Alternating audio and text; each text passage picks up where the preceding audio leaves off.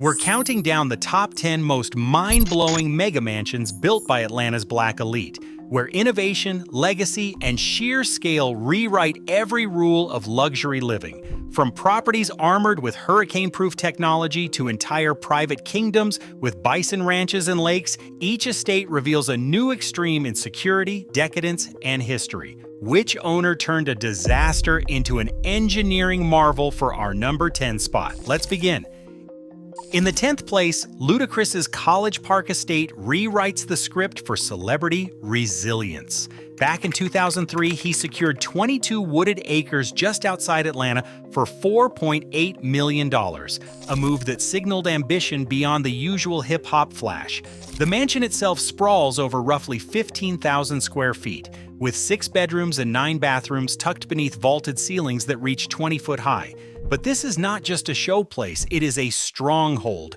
Georgia storms are no joke, and after a tornado swept through the region in 2008, the property became a testing ground for weather-resistant design. While the details of any disaster remain private, the upgrades are unmistakable. A subterranean garage accessed by car elevator, built to house Ferraris and muscle cars, and a home theater known as the Ludaplex. The estate's infinity pool hovers above the tree line, and a custom gym channels the energy of a Hollywood set. Here, engineering is not an afterthought. It is the baseline for luxury.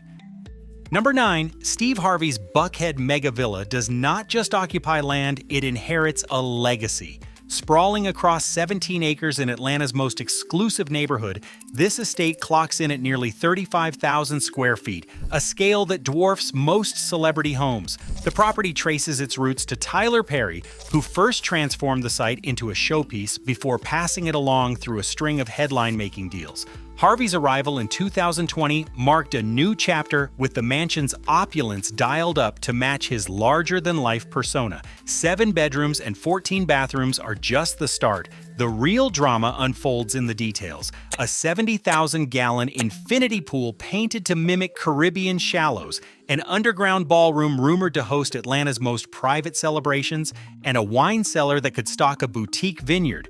While stories swirl about airlifted marble and seismic steel, what is certain is the estate's pedigree. Here, provenance is not just a selling point, it is the architecture of status itself. 8th place, Rick Ross's estate in Fayetteville isn't just a mansion, it's a land empire. Purchased in 2014 for $5.8 million, the promised land sprawls across 235 acres, making it the largest private property so far on this countdown. The main house itself measures 54,000 square feet, with 109 rooms designed for both spectacle and scale. 12 bedrooms and 21 bathrooms orbit a rotunda fountain centerpiece, but it is what lies beyond the walls that truly sets this estate apart. A 6-lane neon-lit bowling alley hosts tournaments for Ross's crew, while a glass tunnel pool lets swimmers glide through water with bass thumping beneath. A garage for 120 cars is a museum of Bugattis, Maybachs, and custom classics. Out back, a 2.5-acre lake supplies fresh fish for cookouts, and the on-site Bison Ranch provides Wagyu-level meat for a 20-foot grill pit. This is where land becomes power, hosting film shoots, concerts, and celebrations, turning acreage into both privacy and profit. Number 7, T.I.'s Riverside Mansion takes Atlanta luxury in a quieter, more calculated direction. Purchased in 2020 for just over $3 million, this 12,000 square foot estate sits on 5 acres above the Chattahoochee River, where flood risk is a fact of life. Here, engineering is not just for show, it is a necessity. The house stands elevated, rebuilt on a foundation of pilings and steel beams, a silent nod to the river's volatility and the city's history of rising waters. 6 bedrooms and 10 bathrooms offer comfort, but the real story is in the details built for protection. A vault door safe room guards not only family, but also the master recordings that define T.I.'s legacy. Smart automation keeps the grounds immaculate, with app-controlled sprinklers adjusting to the river's moods. Down by the water, a private dock invites quiet escapes, far from the city's noise. This is privacy measured in both square footage and peace of mind, a fortress shaped by the lessons of Atlanta's landscape. Number 6. Elton John's Buckhead penthouse turns the idea of Atlanta luxury on its head. Rising above the city instead of sprawling across acres, this tri-level residence commands 5,000 square feet of vertical elegance, crowned by a 2,000 square foot sky deck that frames the skyline like a living mural. The private elevator opens directly into a space where translucent walls and mirrored accents blur the line between indoors and out, setting the stage for impromptu performances on a Steinway perched high above Peachtree. Every detail is tuned for spectacle.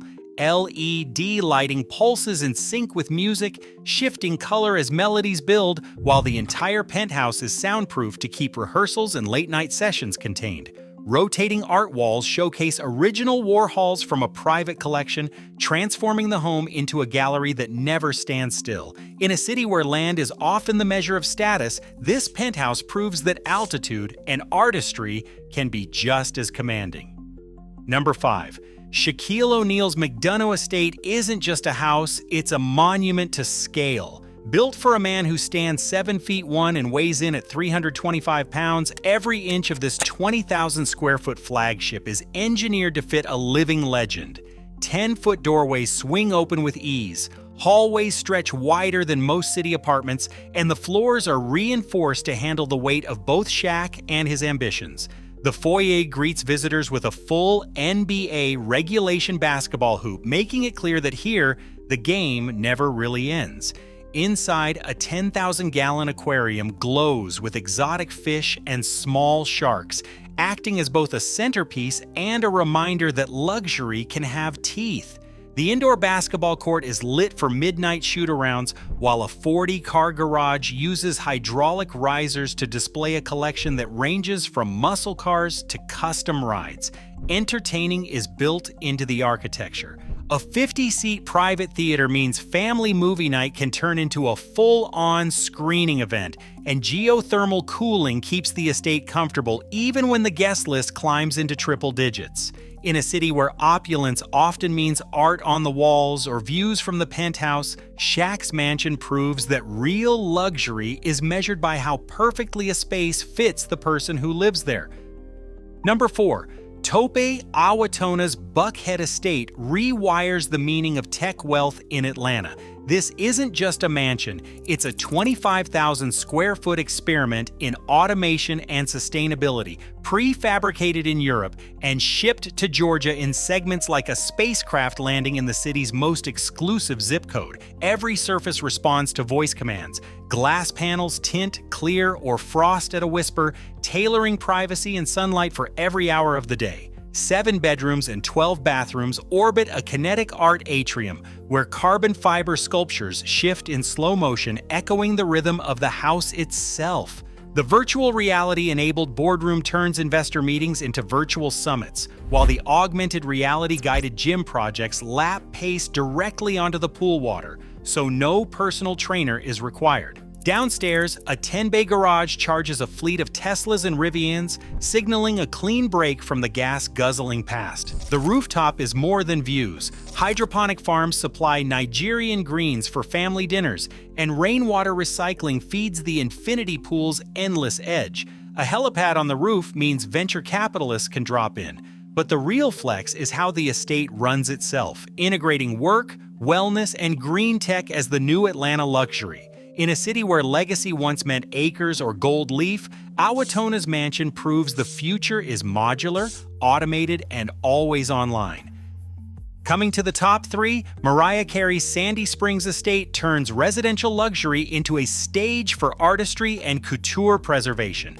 At 13,200 square feet, this mansion does not just house a superstar, it is engineered for creative control. 7 bedrooms and 12 bathrooms are arranged around a luminous piano alcove, where double insulated walls and studio-grade soundproofing keep every note private, whether it is a midnight rehearsal or a spontaneous ballad. The centerpiece is a walk-in closet stretching over 5,000 square feet, climate-zoned to protect delicate fabrics and designer gowns, a vault for Grammy night couture and vintage finds. The kitchen, with its double islands, is famous for late-night comfort food rituals, but the real spectacle unfolds in the chandeliered ballroom, where Mariah's rehearsal space doubles as a venue for intimate performances. Each winter, the property transforms under the weight of 10,000 ornaments, turning the mansion into a holiday wonderland that rivals department store displays. Heated marble floors add barefoot comfort, while spa bathrooms with eucalyptus steam offer sanctuary after long recording sessions. In a city where technology and acreage often steal the show, this estate stands out by putting creative mastery and preservation at the heart of everyday living. A glamorous, intimate haven built for both legacy and performance. Number 2.